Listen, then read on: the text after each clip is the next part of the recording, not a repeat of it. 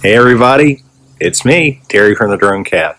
Happy to have you here. I'm happy to be here. What a gorgeous day. Man, just look at that. It is just absolutely knockout beautiful here in Central Florida. It is a little chilly. Got on the sweater today, but warm enough to pull up the sleeves and talk about some stuff today. So today we have an anatomy class. Yeah, I'll spit it out eventually. We're going to talk about the anatomy. Man, I'm just going to mess this word up all day. We're going to talk about the anatomy of a drone. All right? Now, we've been talking about cameras. We talk about all kinds of stuff. You know, you watch the show, you see all this stuff. But, you know, I've been talking to some new operators around here. And it is this holiday, Christmas gift buying time. So I've been getting a lot of questions about, hey, I want to buy a drone for my person. What should I get? What do they need to know? Well, that's a good starting point. And I love to get that question because I love to see people want to start off the right way. Where do I start? What do I need to know? How much drone do I need? Do I need to buy one of these $1,500 ones for a starter drone, or will one of these $30 things off Amazon work? Avoid those. Avoid those cheap, junky toy drones. I mean, if you're getting something for the kids to play with, you hear me say this all the time. Yeah, go ahead, because they're just meant to be disposable, crashy junk. Let's be honest, right? I mean, come on. You're not going to get a really good drone for 50 bucks. There, I said it. You know, drone snobbery. Okay, but I'm going to take you on a little walk around the Mavic Air 2, which is my primary drone now. I love it. You know, I love Evos. You know, I love all these drones. But the Air 2 beyond knocks it out of the park. It knocks it out of the atmosphere. I mean, it's like SpaceX into space. It's a fantastic drone. A lot of drone for the money. And it's kind of middle of the road as far as expense goes. But it has a lot of things in common with most other drones out there. So I'm going to talk about those a little bit, show you a few things about how a drone is constructed, what they are made of, and a few things to look for when you're shopping. So let's start off with some kind of obvious basic things. Drones are typically going to come with, you know, a few accessories, like a charger. All right, you might think of it as an afterthought, but don't. Because if you don't have a charger, your batteries don't get charged. If your batteries don't get charged, you don't fly. So be sure you get a charger. Now, this particular charger is the one that comes with the Mavic Air 2.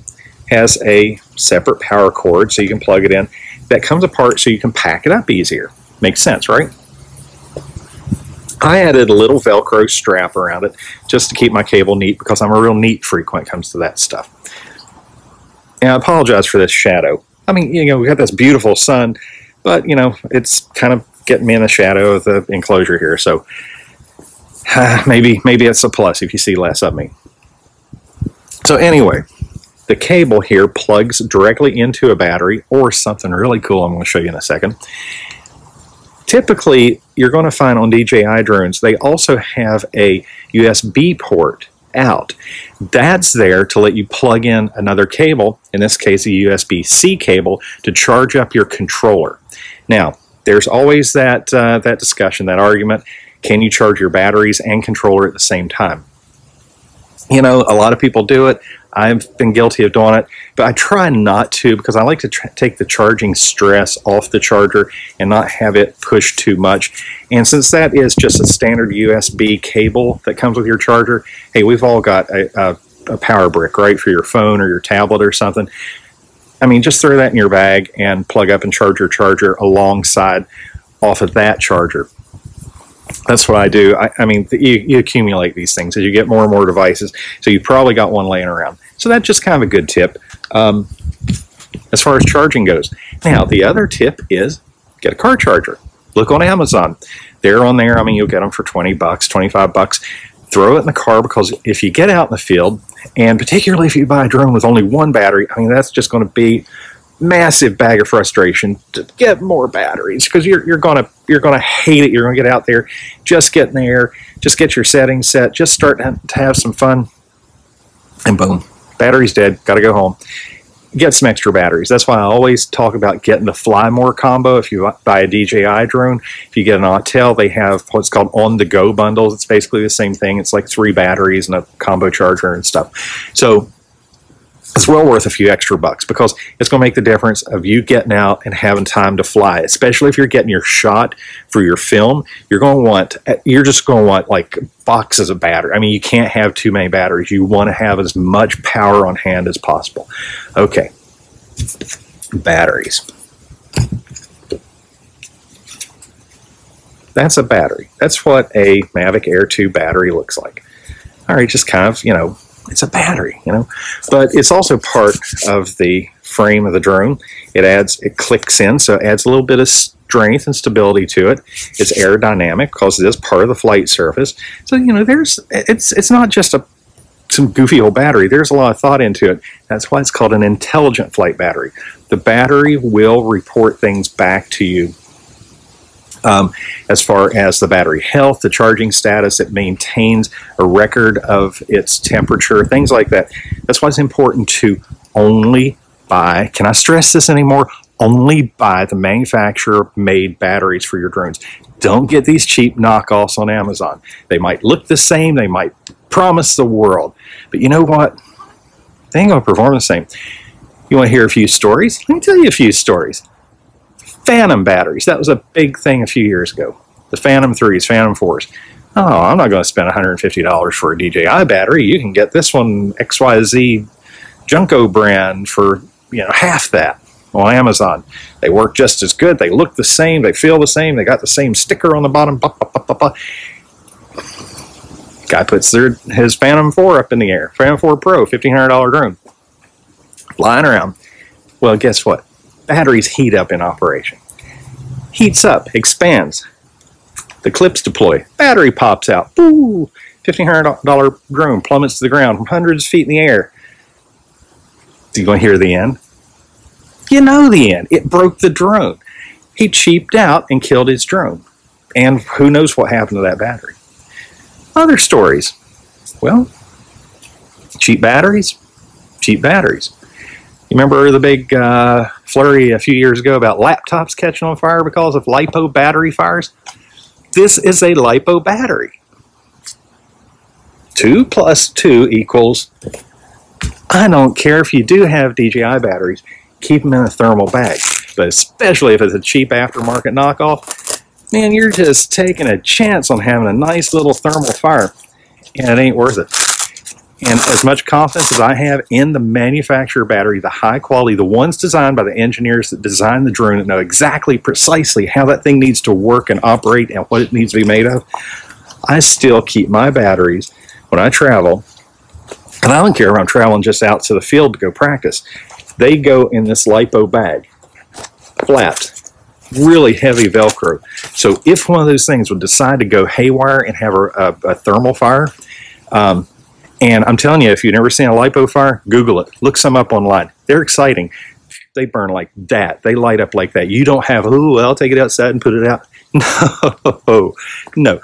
They immediately and instantly, 0 to 1,000,000 miles an hour, instantly.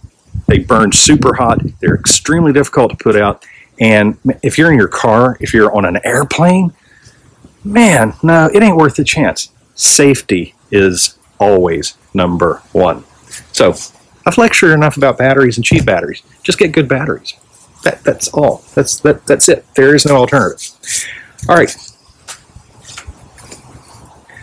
Another battery. Oh, what's this thing? That's pretty cool, huh? All right. With the Fly More combo, for example, this is a accessory that comes with it. It comes as part of the kit. You can pop 3 batteries in here, and remember that connector I showed you on the charger? It snaps in here. So you pop all 3 batteries in, and it charges all 3 batteries, but not at the same time. It charges them 1, 2, 3, 1, 2, 3. So it looks for the one that can be topped off the quickest. So if one battery is down, say 10%, and the others are down 50%, it's going to go ahead and top off that 10% battery first to get you back in the air while the other 2 come up to speed. Makes sense? Again, intelligent batteries. Cheap batteries, Nah, are they going to do it? I don't know. Probably not, because I don't know, because I'm not going to mess with them to find out.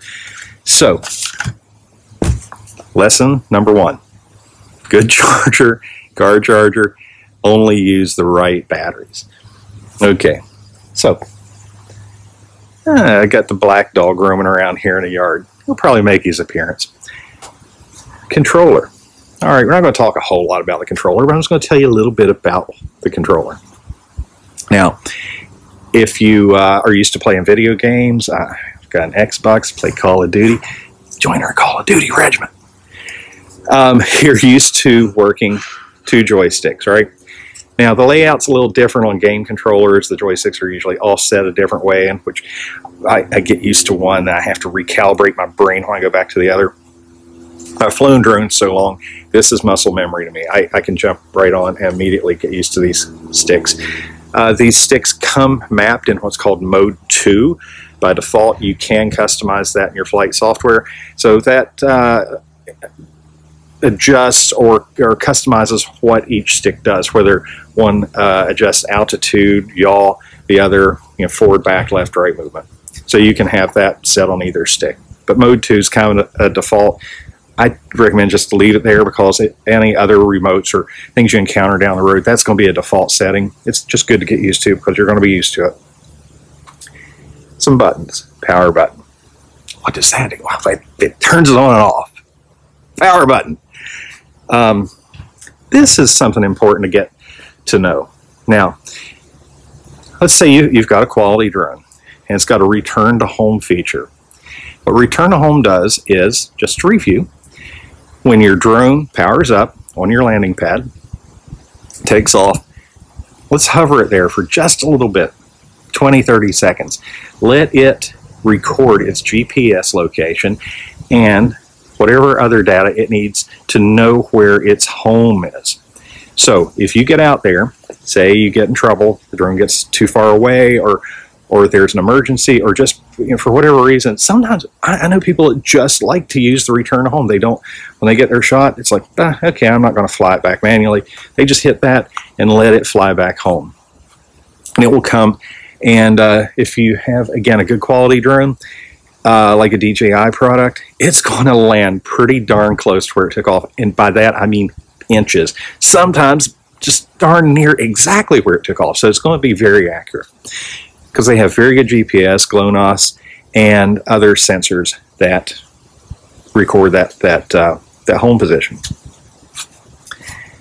So now your remote, depending on what kind of drone you have, is going to vary, but it's kind of common to have some buttons on the back of the drone. You see where I'm at? This would be like you hold it. So we've got a shutter button here, just like your camera. It will, if you have it set for stills, it's going to work like a shutter. Click. Take your picture. If you have your video running, that's going to start and stop your video. Now, scroll wheel. Again, that's going to vary somewhat depending on model, but this can be used to adjust the tilt of the gimbal, and it can also be used in conjunction with this little tricky special function button to control the zoom on this particular drone. So you're going to have to get familiar and acquainted with the buttons and layout, but as you notice, there's not a whole lot to learn. DJI has been doing this a long time, as have the others, like Autel and all, and they've done a good job as far as simplifying. The older DJI remotes had more things on there, and you'll see some third-party remotes that look like the deck of the Enterprise. I mean, they've got levers and switches and knobs, but you don't need all that. What you need is a very concise, very elegant, easy to operate remote, because you're in the air. Again, you're not doing one job, you're doing 2 jobs. You're a camera operator, you're an aircraft operator. So the less you have to fiddle with, and the more you can immediately access it and use, the better. So a good remote. Look at the design of the remote. Again, this has a good design. It's got like these rubber grips. It fits the hand really well. I'm stoked about this. All right, what's left? That was lesson 2, remote. Surely there's something else. No Dr. Pepper today. It's too cold. We got hot Java going.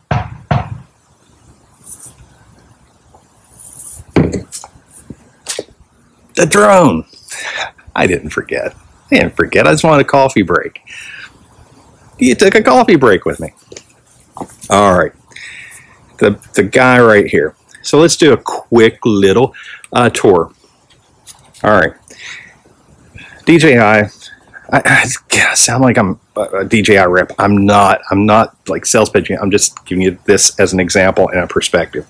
They've been doing this a long time, and they invented the foldable drone with the original Mavic a few years ago. Now you see everybody and their uncle coming out with a foldable drone. Go figure. Must have been a good design, right? So,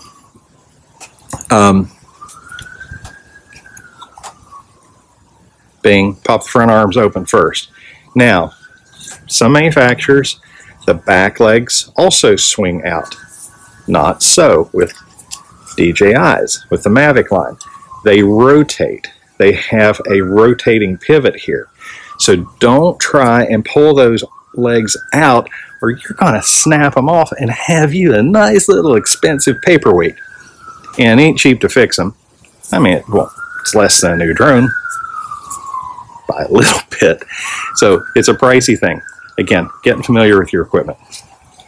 All right, so we've got all the arms out, 4 arms. You notice they're pretty aerodynamic even. You ever think of that?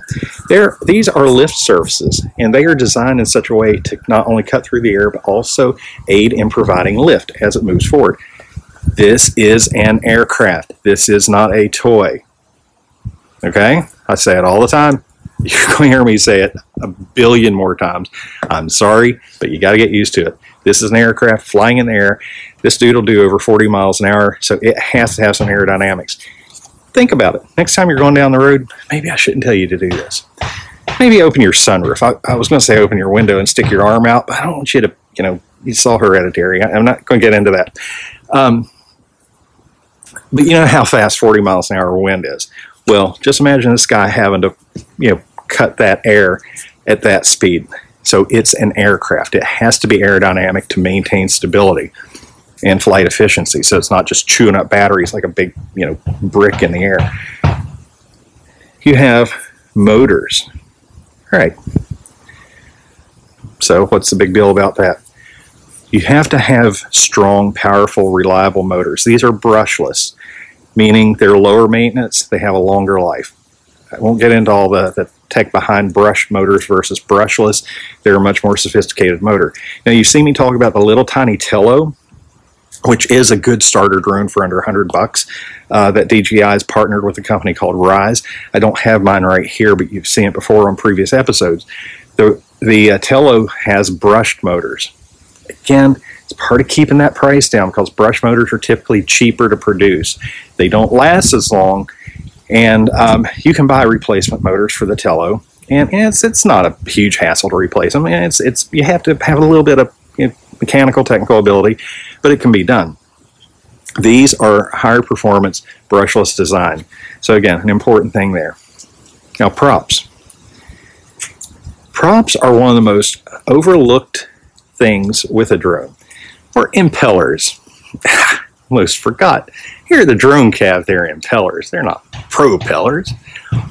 But now you notice these fold up. Again, another nice design element because it helps in that storage. You can just fold them up. And they're easy to disengage. These have a press, twist, and unlock. You don't need any tools to pop on new props. Before every flight, though, you want to check your props because these sometimes get nicked.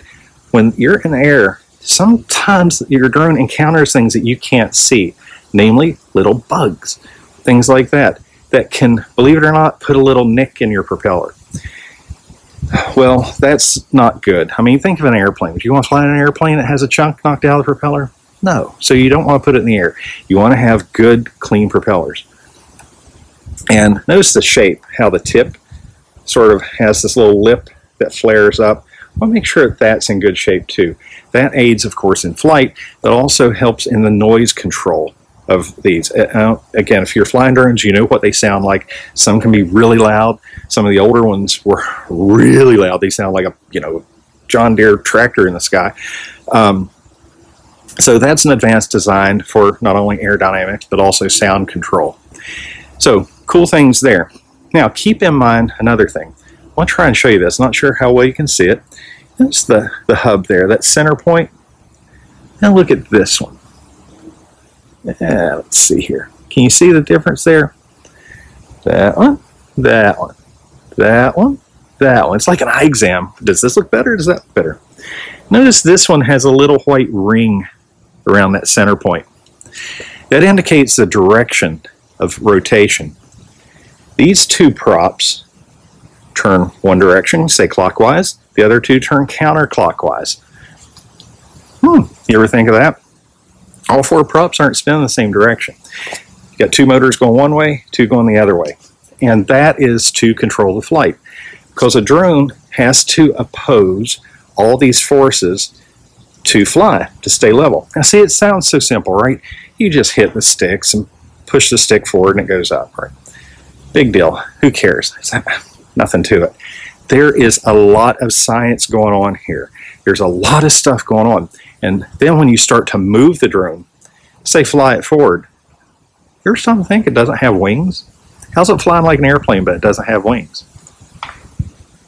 Well, a helicopter, you know, it flies, but it only has one rotor, right? It has a tail rotor. You got to think of all these things going on, and it will help you become a better drone operator, a better drone pilot.